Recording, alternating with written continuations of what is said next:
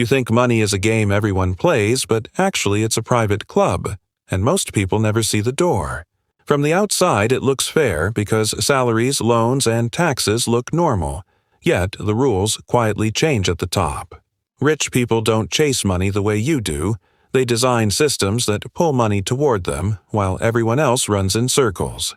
And the scary part is, nobody officially hides this from you, it's just never explained in plain language. Schools teach you how to work, but rarely how ownership bends reality, and that gap becomes a lifetime trap. So, from the start, you're trained to survive, while another group is trained to multiply, and both sides think this is natural. Most people trade time for dollars, and believe harder work equals freedom. But time is the only asset you can't reload. Meanwhile, wealthy families trade assets, because assets work 24 hours, and don't ask for weekends or sleep. This creates a silent split. Workers depend on effort. Owners depend on leverage. And leverage feels invisible, until you notice money reproducing. Faster than any human career, the middle class is told to save, but the rich are taught to position, and positioning beats saving every decade. So the race isn't about speed, it's about starting lanes. And most runners never see the map. Debt is sold to the public as danger, yet privately it's used as fuel, and context decides who burns. When average people borrow, they buy things that shrink, and payments eat their future. When the wealthy borrow, they acquire things that grow, and inflation quietly pays them back. The same word means opposite outcomes, because intention flips the math, and math has no sympathy. Banks reward predictable earners, but worship scalable ownership, and treat them like royalty. So one group fears interest, while another group farms it, and both think they're being rational. Information is the real currency, and most people receive delayed versions. After the advantage is gone, opportunities rarely disappear. They're just captured early, by circles that share quietly. Networks act like private highways, while the public waits in traffic, believing congestion is normal. And nobody announces the shortcut, because power survives on silence, not dramatic conspiracy. It's not always evil, it's just proximity to knowledge, stacking probability in someone's favor. So access becomes destiny, and destiny gets renamed luck, to keep the story comfortable. Consumer culture trains desire faster than it trains discipline, and that imbalance prints profit. People celebrate purchases publicly, but hide balance sheets privately, because image outruns truth. The wealthy often reverse that script. They hide luxury strategically, and expose investments proudly.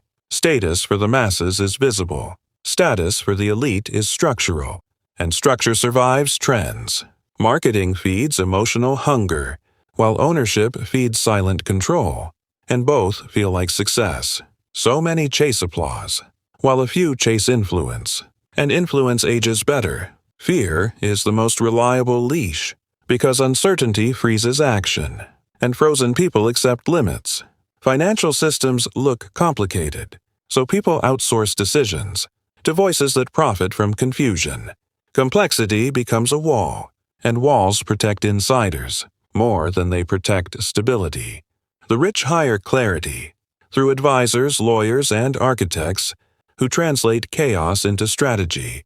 Average earners hire reassurance, seeking safety over expansion, because survival feels urgent. And that psychological split turns into generational patterns that look like fate from the outside. Taxes look like punishment to workers, but strategy to owners, because structure edits the outcome.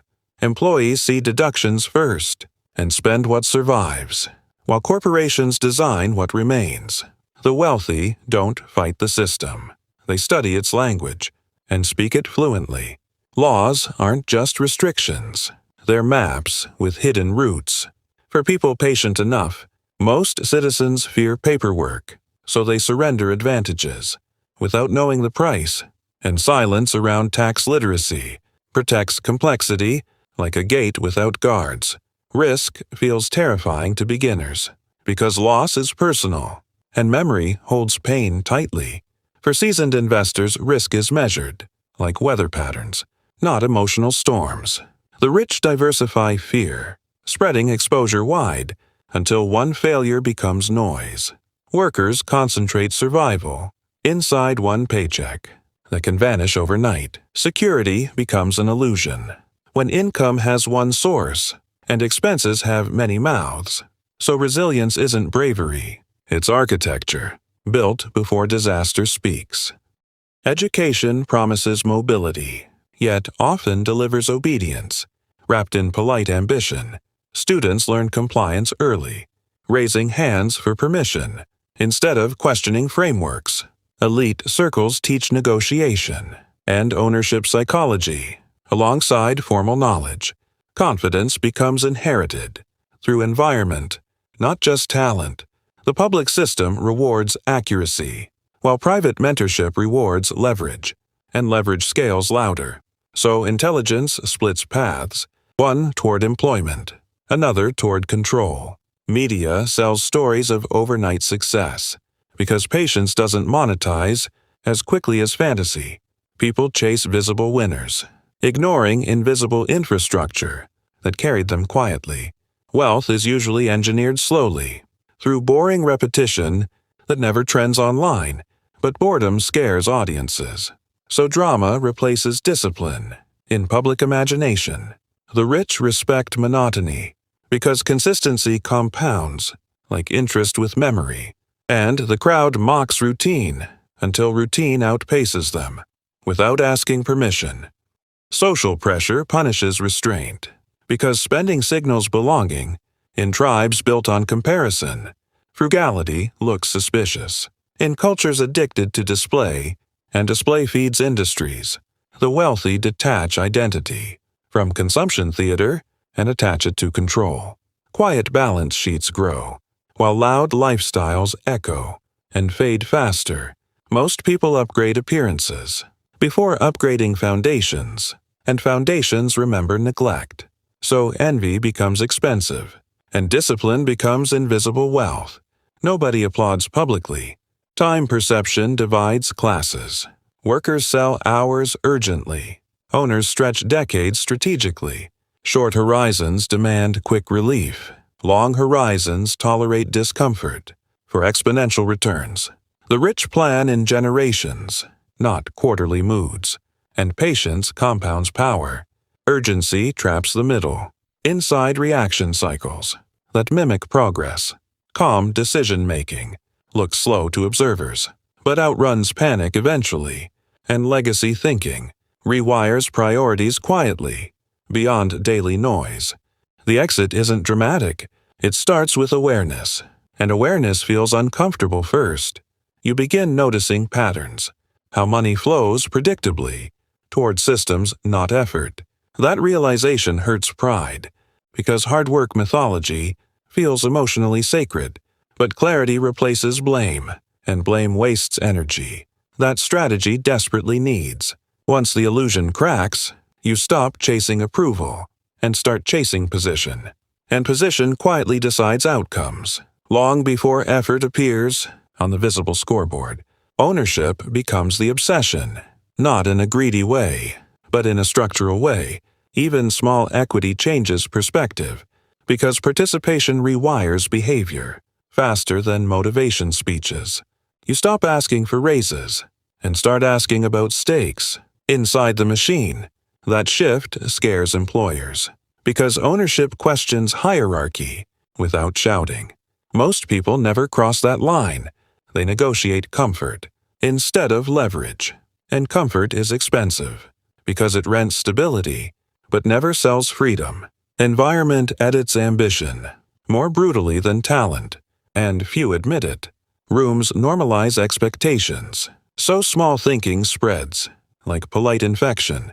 Wealthy circles discuss scale casually, making big numbers feel ordinary instead of mythical. Exposure upgrades belief, and belief upgrades behavior.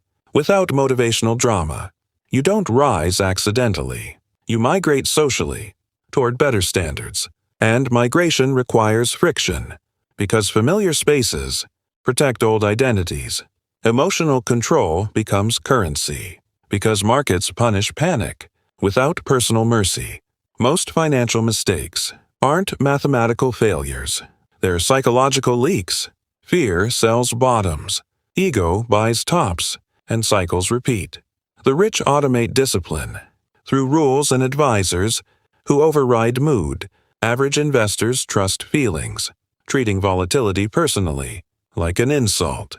And the market stays indifferent, harvesting emotion like predictable harvest seasons. Real wealth grows quietly, behind boring habits, stacked daily. Automation beats motivation, because systems don't argue with your mood. Small, consistent allocations outperform heroic bursts that burn out. The elite respect process more than excitement, and process scales. Glamour distracts beginners into chasing spikes instead of curves, and curves win long games. Because time sides with structure, the game was never locked. It was just undocumented. For most players, once you see rules, anger turns into strategy, and strategy cools emotion. You stop asking permission to build quietly, outside applause. Progress becomes private, but results become loud. Eventually, the invitation was never mailed. You write it yourself, through literacy and patience. And the final twist is simple. The door was hidden, not guarded. Click subscribe if you want financial growth, not just entertainment, because wealth starts with the way you think.